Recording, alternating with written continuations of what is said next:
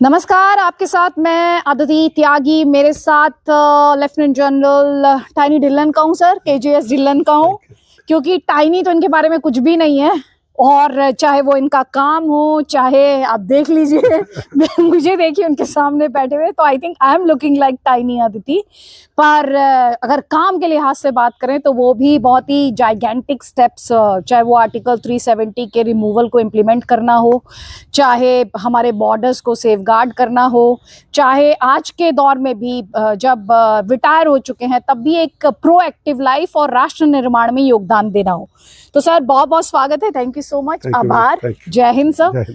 Sir सबसे पहले तो मैं जो दो लेटेस्ट चीजें चल रही हैं उनके बारे में आपसे बात करना चाहती हूँ। एक तो ये मैं आपसे शुरुआत में ये पूछना चाहती हूँ, आज जब आप देखते हैं इंडिया के बॉर्डर्स को, सिर्फ हमारा एलसी नहीं, एलएसी भी है, या फिर हम बात करें हमारे आईबी की भी बात करें, तो हर बॉर्डर आपको इस वक्त कितना सुरक्षित दिखाई देता है और किस तरह के चैलेंजेस आपको दिखाई देते हैं? मैम, इंडियन मिलिट्री जिसमें शामिल है आर्मी, नेवी, एयरफोर्स, एक बहुत ही सशक्त ट्राई सर्विस सेटअप है और इंडियन बॉर्डर्स हमेशा ही बहुत मजबूती से होल्ड किए जाते हैं। We are an army which is deployed 24/7 on the borders.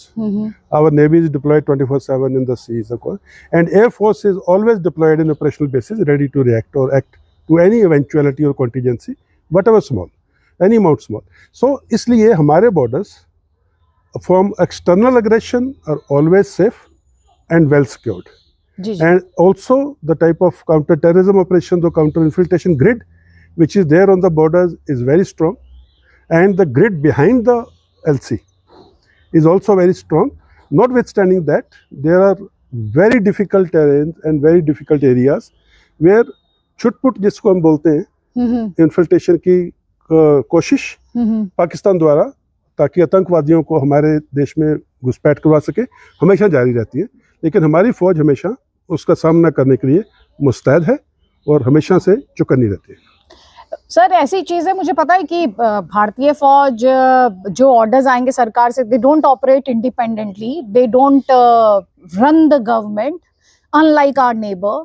तो ये सब मुझे पता है, लेकिन सर बीते कुछ दिनों से आप भी जानते हैं बांग्लादेश में इस वक्त क्या चल रहा है, और एक डिस्कशन पूरे देश में हो रहा है इस वक्त कि बांग्लादेश में जो हिंदूज जो इस वक्त कह रहे हैं कि दे आर अंडर अटैक। उस समय लोग हमेशा 1971 की बात करते हैं, इंडियन आर्मी, उसके वैलर, उसकी वीरता, उसके त्याग, उसके बलिदान की बात करते हैं। कुछ ऐसी उम्मीद इस बार भी इंडियन आर्मी से यहाँ पर की जा रही है। लेकिन यहाँ पर अगर हम मौजूदा हालात में और मौजूदा टाइम में अगर आर्मी के किसी ऑपरेशन की बात या संभावनाओं की मैं आपसे बात करूं, मैं नहीं कह रही हूँ कि ऐसा हम करने जा रहे हैं, बट जस्ट द पॉसिबिलिटीज आपको क्या दिखाई देती है?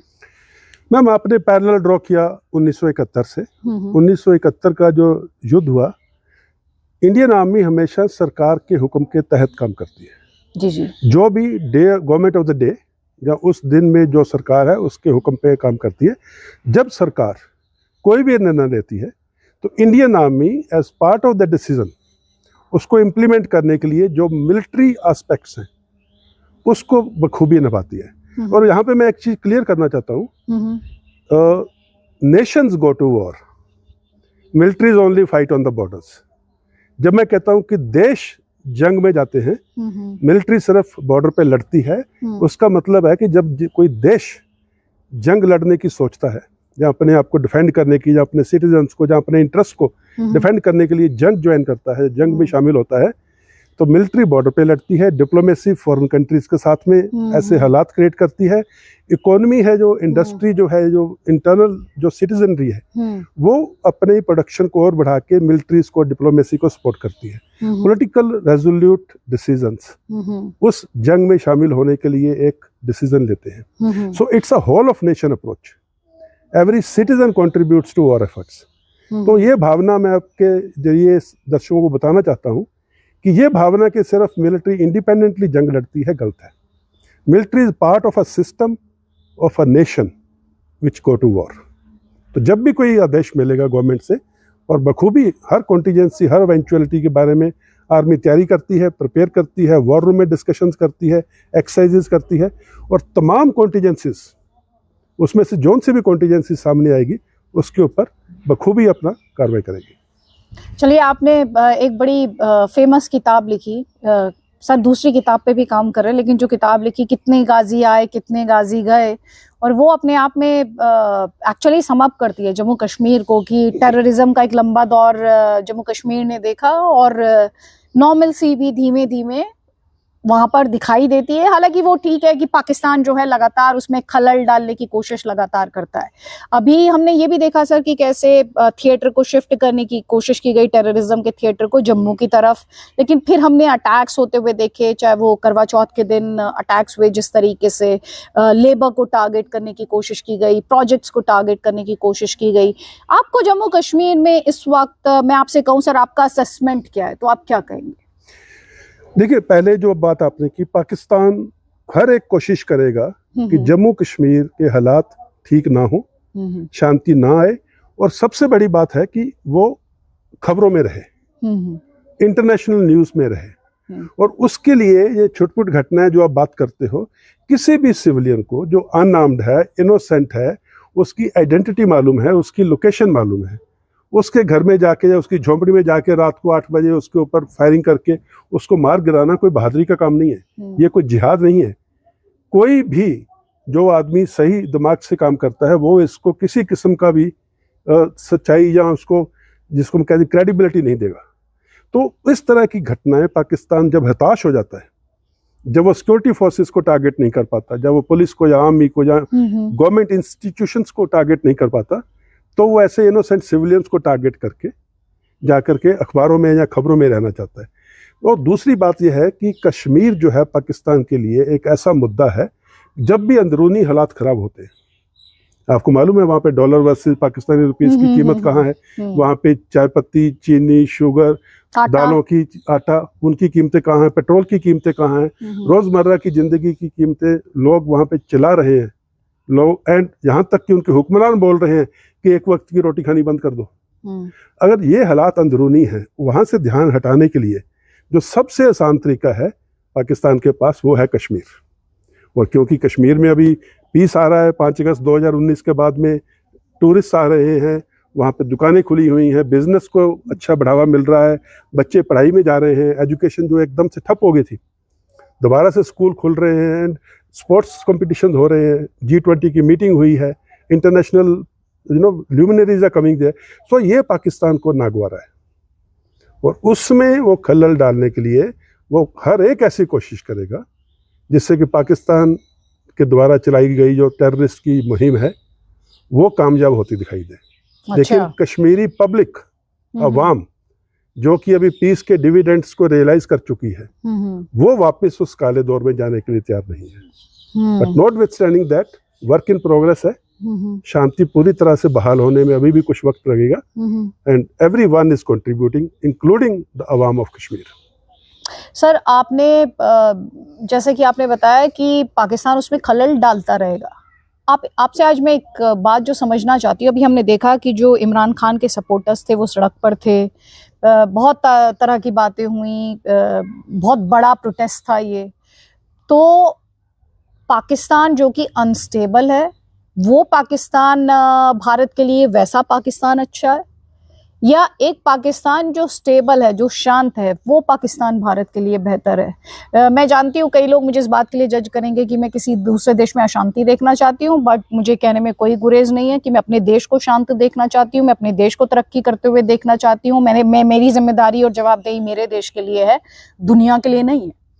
देखिए, मैं इस सवाल का जवाब 2 हिस्सों में दूंगा। एक है जो पाकिस्तान एज ए कंट्री और उसके जो नागरिक और उसके जो सिटीजन्स हैं एज अ होल, वो जो पाकिस्तान एज अ देश है वो हमारा पड़ोसी है, we can not change our neighbours, और हम चाहेंगे कि हमारा पड़ोसी खुशहाल हो, पीसफुल हो, आगे तरक्की करे, और वो हमारे साथ में एक हमसाया का जो रिलेशनशिप होता है, गुड नेबरली रिलेशनशिप, उसमें रहे।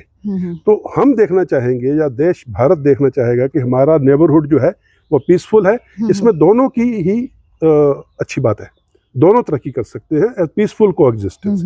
Now coming to the deep state, जो वहाँ की मिलिट्री है, वहाँ की ISI है, वहाँ के जो टेररिस्ट ऑर्गेनाइजेशंस हैं, जो तंजीम्स हैं, उसके बारे में मैं ये कहूँगा कि वो जब टूटती हैं, जब वो कमज़ोर पड़ती हैं, जो हमारे देश के हित के खिलाफ हैं, तो उसमें एक सेइंग है, when the patient is recovering repeat the dose. उन लोगों को बर्बाद करने के लिए हमें साम दाम दंड भेद हर बात का यूज करना चाहिए, ताकि जो हमारे देश के खिलाफ कार्रवाई कर रही है डीप स्टेट, उसका वजूद खत्म हो जाए। लेकिन Pakistan as a country, Pakistan के सिटीजन्स, वो हमारे हमसाया हैं। हम हमेशा चाहेंगे कि वो खुशहाल रहें, खुश रहें और शांति से रहें। अभी जो बलूचिस्तान को लेकर जो एक मूवमेंट तेज हुई है, बलूचिस्तान को फ्री कराने को लेकर, आपको लगता है कि पाकिस्तान इसलिए भी इंडिया को, स्पेशली कश्मीर को टारगेट करेगा, क्योंकि एक तो उसे अलाउ करता है कि वहाँ पर, हमने केपीके में भी देखा है, खैबर पख्तूनख्वा में भी, वहाँ पर भी किस तरह से अटैक्स हो रहे हैं, तो लगातार जो प्रेशर उधर माउंट हो रहा है वो भारत को टारगेट करके उस प्रेशर को रिलीज करने की कोशिश करता रहेगा? आपको ऐसा लगता है? क्योंकि हमने कम से कम बीते कुछ महीनों में तो ये देखा है।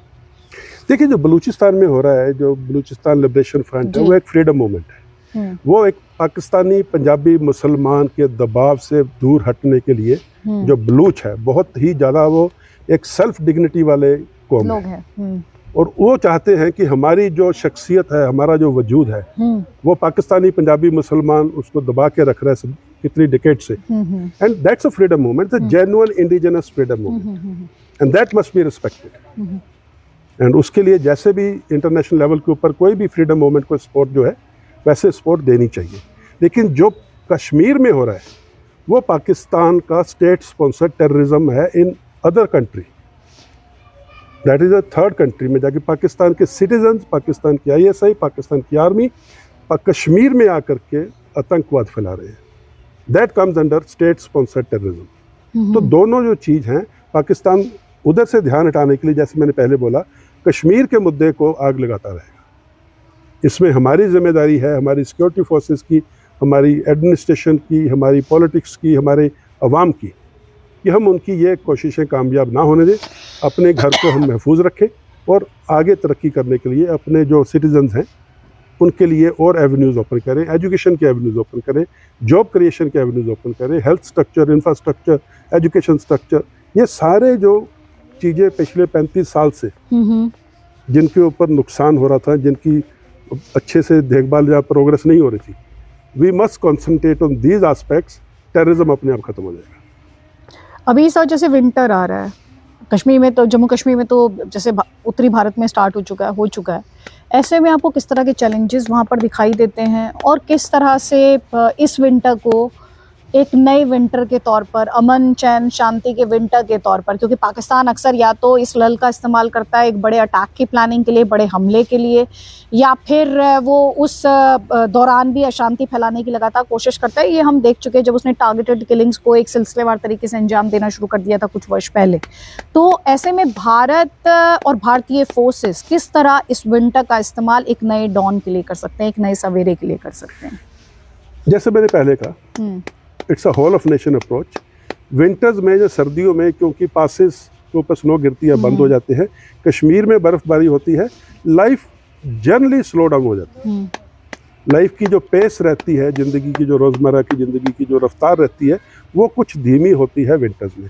लेकिन जैसे अभी हमारे गवर्नमेंट के जो इनिशिएटिव्स हैं, जो अभी टनल बनी है, अभी ट्रेन जो है जम्मू से लेकर श्रीनगर तक जानी शुरू होगी, तो ये जो विंटर का असर बनिहाल पास बंद होने से वादी के ऊपर होता था, वो काफ़ी हद तक कम हो जाएगा, क्योंकि आपके ट्रांसपोर्टेशन, आपकी सप्लाईज, आपका मूविंग अबाउट, कनेक्टिविटी इंक्रीज, तो ये सब जो काम देश कर रहा है, जब गवर्नमेंट कर रही है, ये उस चीज़ को कि ज़िंदगी स्लो होती है, उसमें हेल्प करेंगे, ज़िंदगी उसी रफ्तार से चलती रहेगी।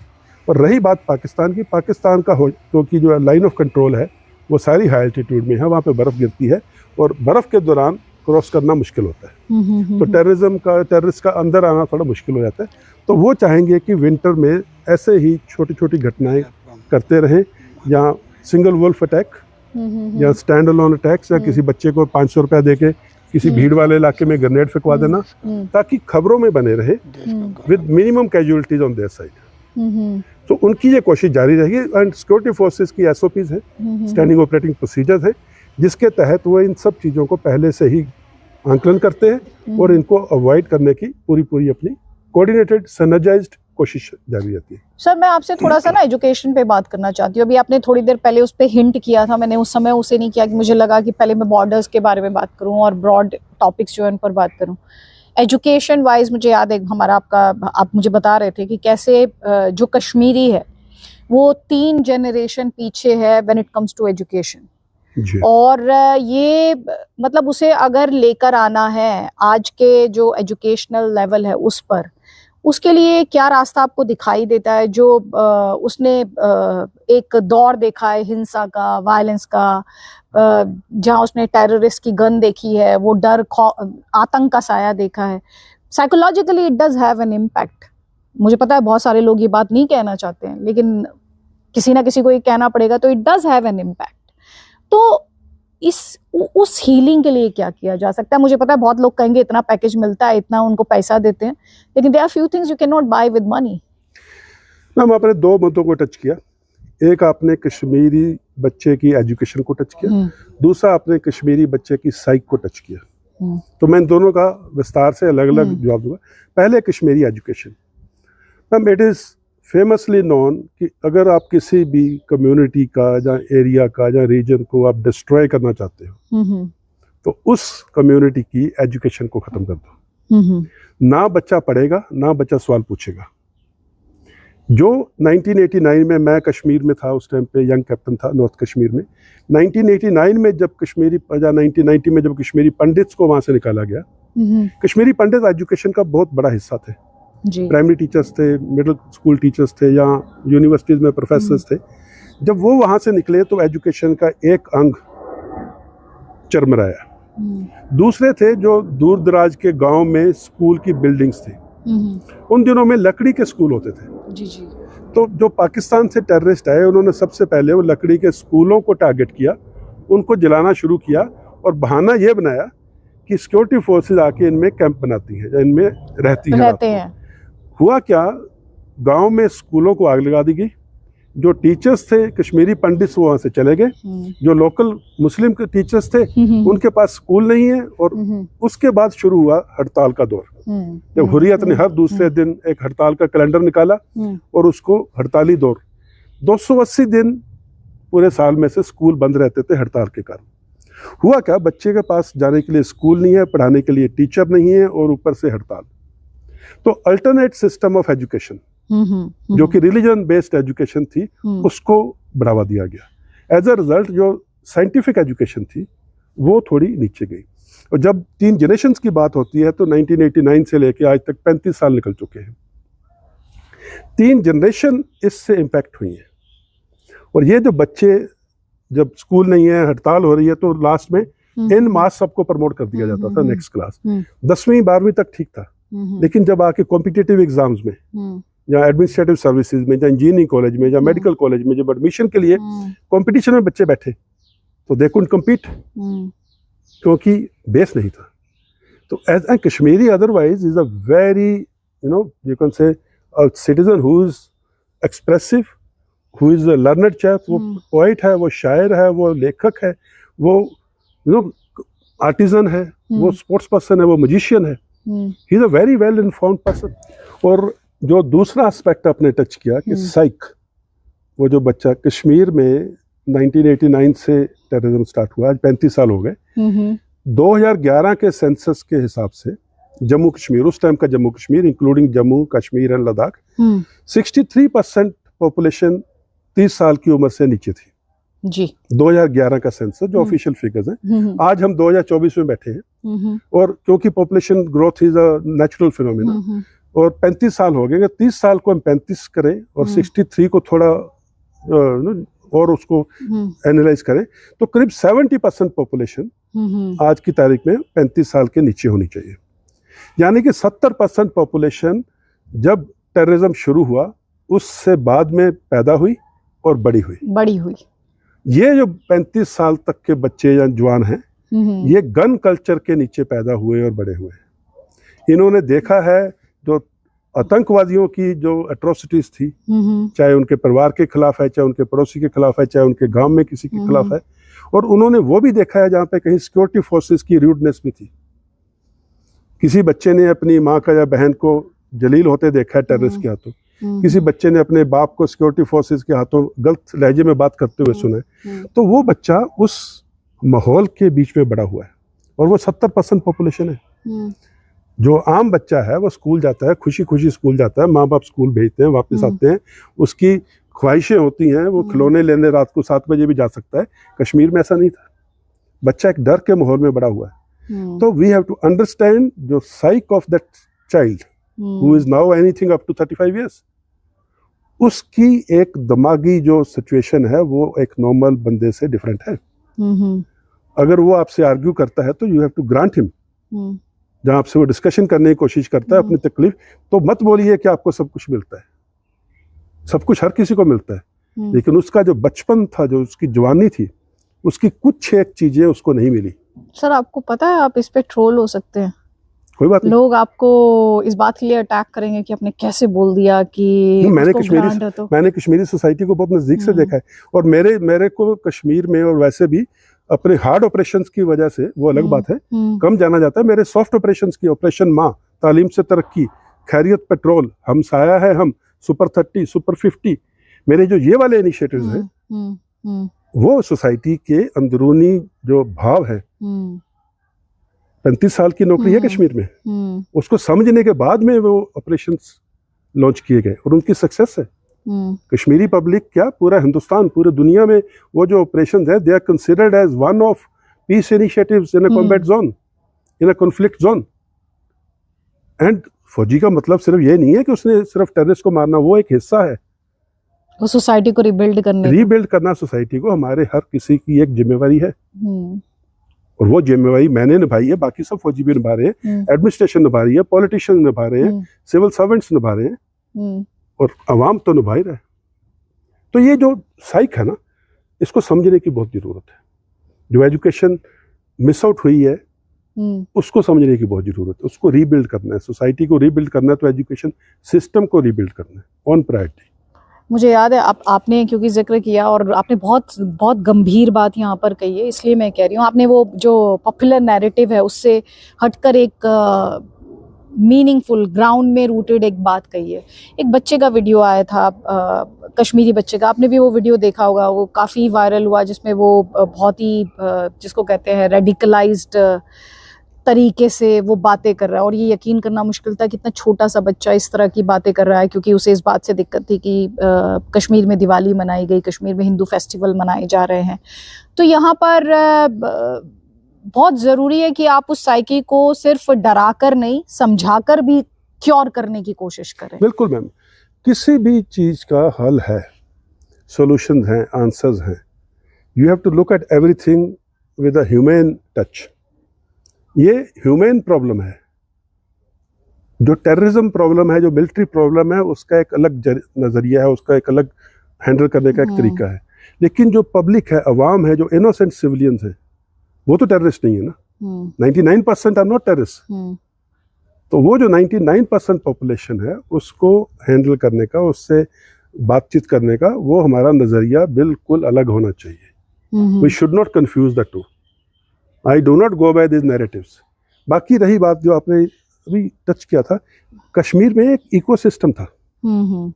वो इकोसिस्टम जो था, उसमें लोकल पॉलिटिशियन शामिल थे, उसमें लोकल एनजीओ शामिल थे, उसमें लोकल वर्नाकुलर प्रेस शामिल थी, उसमें हुर्रियत शामिल थी, उसमें OGW शामिल थे, उसमें टेररिस्ट सिंपैथाइजर शामिल थे, उसमें पाकिस्तान आर्मी, ISI सब शामिल थे। ये जो इकोसिस्टम था, ये एक ऐसा माहौल क्रिएट करके बैठा था कि नॉर्मल आदमी को लगे कि उसके लिए रेडिकलाइजेशन के अलावा और कोई रास्ता नहीं है जी।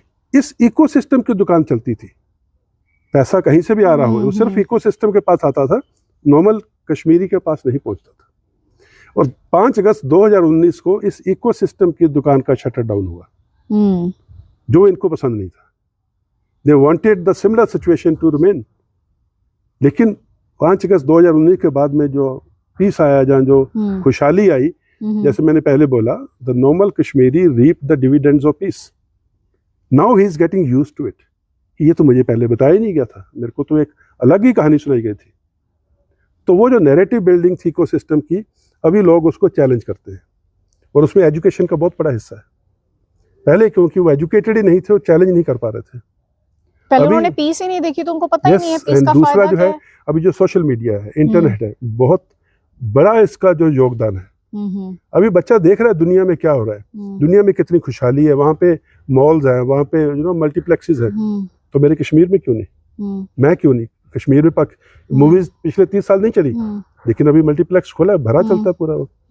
तो उसकी जो जिंदगी है उसमें ये सब चीजें होनी चाहिए। कश्मीर में क्यों नहीं है मैकडोनल्ड्स या जोमेटो या स्विगी या डोमिनोज? होना चाहिए, उसकी चॉइस है, वो जैसे भी खाना चाहे, ऑप्शन उसको मिलनी चाहिए। ये ऑप्शन उसको डिनाई की गई थी बाय दिस इकोसिस्टम, और उसको बोला गया। दूसरी बात, जो किसी का भी बच्चा मरे दुख होता है। अभी जब कश्मीरी टेररिस्ट मरता है तो ये उसके जनाजे पे जाते हैं, तकरीरें करते हैं, ये कभी उसकी माँ से पूछा कि तेरा बच्चा टेररिस्ट बना क्यों? टेररिस्ट की मदर भी तो मदर है ना, उसने भी तो बेटा खोया है। उसका बेटा जिंदा होता अगर ये लोग टेररिज्म नहीं लेकर आए होते, उसका बेटा पढ़ रहा होता अगर इन लोगों ने हड़ताली दौर में कॉल नहीं दी होती, बंद की, उसका बेटा जॉब कर रहा होता अगर इन्होंने मल्टीनेशनल्स को वहां पे आकर के जॉब अपॉर्चुनिटीज क्रिएट करने का मौका और माहौल बनाया होता। लेकिन वो नैरेटिव इनको सूट नहीं करता, तो उसकी माँ से बात नहीं करेंगे, उसकी माँ से नहीं पूछेंगे कि तेरा बच्चा हमारी पॉलिसी ने खाया है, क्योंकि वो इकोसिस्टम के हक में नहीं है। ये नैरेटिव वही बिल्ड करेंगे बार बार। तो देयर इज लॉट जो कश्मीर को समझते हैं, उनके लिए बहुत ज़रूरी है अपनी आवाज़ बुलंद करना कि टेररिज्म को छोड़िए, वो एक हिस्सा है, सिक्योरिटी फोर्सेस उसको हैंडल करेंगी। 90 to 95% is to rebuild what we have lost in 35 years, including the human touch. And sir, इसमें मैं थोड़ा सा ऐड करना चाहती हूँ विद योर परमिशन, कि ये जो लोग, और ये सोशल मीडिया पे बहुत होता है कि जैसे उस बच्चे को जिस तरह से उसके बारे में लिखा गया, उसने शायद वो लिखा जो उसने अपने आसपास उसको पढ़ा लिखा दिया गया। हमारे घर में भी अगर मैं एक बच्चे को ये अपने देश के बारे में फीड कर दूंगी तो बच्चा वही बोलेगा, क्योंकि उसका इन्फ्लुएंस और उसका सर्कल मैं हूँ। तो उसके बाद समझने वाली बात ये कि जैसे आपने जिक्र किया कि फौज, फोर्सेस, सरकार, मैं वहां पे गई सर इलेक्शंस में, वहां पे मैंने देखा कि सरकार ने कितना माइन्यूटली अपनी जो स्कीम्स हैं उनके फायदे उन लोगों तक पहुंचाए हैं। अगर किसी को सिर्फ डिमोनाइज करने का टारगेट होता, सिर्फ ये होता कि भाई इनको किसी भी तरीके से बदनाम करना है, तो सरकार कभी भी उस हीलिंग टच की कोशिश करती नहीं। एंड यहाँ पे स्पेशली मैं गवर्नमेंट की, सेंटर गवर्नमेंट की बात करना चाहती हूँ। जिस तरह से मेरा एक वीडियो वायरल हुआ जिसमें आयुष्मान कार्ड को लेकर बात हुई, जिसमें बुजुर्ग ने ये माना, वो उन्हें कई शिकायतें थी लेकिन उन्होंने खुद ये माना कि ये जो मोदी का आयुष्मान कार्ड है इससे हमें बहुत फायदा हुआ है। उन्होंने अपने ऑपरेशन बताया कि मेरे कितने ही ऑपरेशन इस कार्ड से हुए हैं, और ये उन्होंने अपने ही सर्कल में बैठ के किया, 6 लोगों के बीच में बैठ के किया।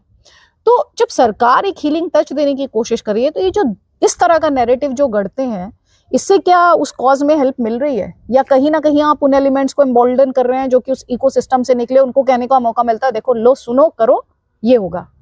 हम देखिए, सरकार क्योंकि जम्मू कश्मीर और कश्मीर भारत का हिस्सा है, वहाँ का जो अवाम है, जो पब्लिक है, वो इंडियन सिटीजन्स है। जी जी। कश्मीर में जो 370 हटने के बाद में और 35A हटने के बाद में जो भी कॉन्स्टिट्यूशनल राइट्स पूरे इंडिया के इंडियन सिटीजन्स के थे, वही अभी कश्मीरी सिटीजन्स के। Now they are governed by the same constitution. पहले रणबीर पैनल कोड था, वो एक अलग डिस्कशन है, उसके ऊपर नहीं जाएंगे। तो वो हमारा है, वो हिंदुस्तानी है, वो इंडियन है, इंडियन स्टेट है, इंडियन लैंड है, इंडियन पीपल है। तो जो भी सरकार की स्कीम है, वेलफेयर स्कीम है, they must reach to the last man in every corner of India, including the area we are discussing, that is Jammu and Kashmir. So उसमें तो कोई दो राय है ही नहीं है। और उसके बाद में जो रेडिकलाइजेशन है, वो उस इकोसिस्टम का एक, जिसको कहते हैं एक वेपन है, उसको टारगेट करने के लिए एक अलग हमारे को इनिशिएटिव करना पड़ेगा। ये स्कीम्स जो हैं ये अपने आप में बहुत अच्छी हैं, इनको रखना है, लेकिन उसको टारगेट करने के लिए वही साम दाम दंड भेद, जिस किस्म का इंसान आपके सामने आता है उसको उस तरह से हैंडल करना है। अगर लोकल कश्मीरी है तो उसको प्यार से हैंडल करना है, अगर पाक स्पॉन्सर टेररिस्ट है या पाकिस्तानी टेररिस्ट, उसको अलग से हैंडल करना है। और जो भी हम काम करते हैं वो आखिरी आदमी तक पहुंचे, आपको खुद की पब्लिसिटी करने की जरूरत नहीं है। Your work will speak for itself. जो आपका काम है वो बोलेगा, और जो ये इकोसिस्टम है, लोग इनको कल को बोलेंगे कि आप झूठ बोल रहे थे। ये देखिए सच्चाई ये है। जैसे आपने उन बुजुर्ग की बात की, and he spoke, and Kashmiri is a very expressive person. Kashmiri by nature is expressive. He is very aware, he is very educated, he is learned, he wants to speak. चाहे वो आपके खिलाफ बोले चाहे आपके हक में बोले, लेकिन वो बोलना चाहता है और बोलता है। You have to grant it to a Kashmiri. मतलब he is a very very aware person. vocal, बहुत बहुत aware society है, बहुत learned society है। So you have to grant it to them. वो खुद बोलेगा, अच्छा करेंगे तो खुद बोलेगा, बुरा करेंगे तो भी खुद बोलेगा। So we must honor that thing कि हमें as a nation बिल्कुल इक्वल ट्रीट करना है सबको, और जो भी वहाँ पे डिप्लॉयड हैं उनको एक healing touch as an added responsibility जरूरी है। अगर मैं दिल्ली में पोस्टेड हूँ तो मेरा एक काम करने का तरीका रहेगा, वहाँ मैं पोस्टेड हूँ एक काम करने के तरीके के over and above I have to give that human touch, the healing touch, that feeling of being approachable. मैं बड़ा साहब नहीं हूँ, मैं आपसे मिल सकता हूँ। अभी मैं बात कर रहा हूँ, वहाँ पे एक chair born volleyball basketball player लड़की है। I have never met her. Social media पे I appreciate her efforts and at times I cheer her up, well done champ, you know, go for it. एक दिन रात को 11:30 बजे मुझे social media पे मैसेज आता है कि sir I have to go for this national camp and international competition है, but somehow I am not able to arrange for my tickets. मैं रात को 12 बजे I called up an NGO, told her this is the issue and this is the contact, can you do something? By morning her tickets were done, she went for the camp, she went and participated in an international tournament, वो tickets भी करवाई, जबकि मैं उस लड़की से कभी मिला नहीं। तो ये हम सबकी जिम्मेवारी। मैं ये नहीं कहता मैंने बहुत बड़ा काम किया, मैं ये कहता हूँ उसने मेरे को अप्रोच किया in spite of being an army officer कि ये बंदे में ह्यूमन टच है, ये शायद मेरी हेल्प करेगा। एंड मैंने किसी एनजीओ को अप्रोच किया, वो एनजीओ ने एकदम से उसकी हेल्प किया, and that girl participated in international tournament. So ये छोटी छोटी बातें हैं, हर किसी को अपनी जिम्मेदारी निभानी पड़ेगी। जैसे मैं अभी नेक्स्ट बुक भी, मेरा टाइटल भी उसका वफादारी जिम्मेदारी, वफादारी ईमानदारी जिम्मेदारी। सो जिम्मेदारी इज बियॉन्ड सर्टन पैरामीटर्स। जो आपका काम करने का एक हक है उसके बियॉन्ड जो करते हो ना, वो जिम्मेदारी है। सो सोसाइटी की तरफ, पब्लिक की तरफ, आपके जिसको हमसाया कह लीजिए या आपके आसपास जो भी लोग हैं, जानवर भी हैं, उनकी तरफ भी आपकी जिम्मेवारी है। सो it's a must for every human. भगवान की दी हुई जिंदगी है, अच्छे से जिनिए। बिल्कुल अच्छे से जिनिए sir. Thank you so much. आपने जस्ट ह्यूमन टच की बात की है। मैं कोशिश करूंगी कि इस विंटर में ना उनको जो ह्यूमन टच फौज की तरफ से मिल रहा है, जो कि मिलता है बहुत, और वहाँ लोग क्या महसूस करते हैं, वहाँ बच्चों की एजुकेशन को, अगर हम 2019 के बाद 5 साल हो गए हैं, बच्चों की एजुकेशन कहाँ पर खड़ी है, वो सारी स्टोरीज जो है वो लाने की मैं कोशिश करूंगी, because I really feel inspired by. Ma'am अभी आपने बात की आर्मी की इनिशिएटिव एजुकेशन, मैं एक चीज और बताऊं। आर्मी गुडविल स्कूल्स जो है कश्मीर में 28 आर्मी गुडविल स्कूल्स चलते हैं, उसमें एनी वन टाइम करीब 10,000 बच्चे होते हैं। जी जी। 100% जो फैकल्टी है, टीचर्स जो है वो कश्मीरी है, 100% स्टूडेंट्स भी कश्मीरी है।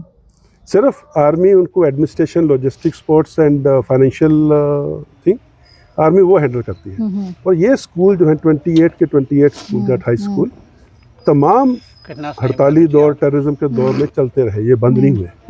जब हुर्रियत हड़ताल का कॉल देती थी तो स्कूल, आर्मी के स्कूल बंद नहीं होते थे। वो टीचर जो कश्मीरी हैं वो भी आते थे, बच्चे जो कश्मीरी हैं वो भी आते थे। और सबसे बड़ी बात है, जब मैं कोर कमांडर था मैंने एक पूरा एनालिसिस करवाया। आर्मी गुडविल स्कूल का जो बच्चा पढ़ा है, हमें एक भी बच्चा ऐसा नहीं मिला जिसने गन उठाई और टेररिस्ट बना। इसका मतलब है अगर आपको एजुकेशन अच्छी मिल रही है, आपकी पेरेंटिंग अच्छी है, आपका सोसाइटी में एक स्टेटस अच्छा है कि ये तो आर्मी गुडविल स्कूल का स्टूडेंट है, इसका तो फ्यूचर अच्छा है, तो आप फिर इन गलत रास्तों की तरफ नहीं जाएंगे। और आज मैं भी will discuss some other time, आज की तारीख में कश्मीर को एक तो दूसरी प्रॉब्लम है, वो है नार्को टेररिज्म। जी, मैं एक्चुअली ड्रग्स बहुत उसके ऊपर बहुत ज़्यादा ध्यान देने की जरूरत है, क्योंकि ड्रग्स जो है जनरेशन को खा जाती है। देखिए 35 साल में टेररिज्म ने एक जनरेशन को खत्म किया, अभी ड्रग्स जो है this is another type of terrorism warfare, and again origin is in Pakistan.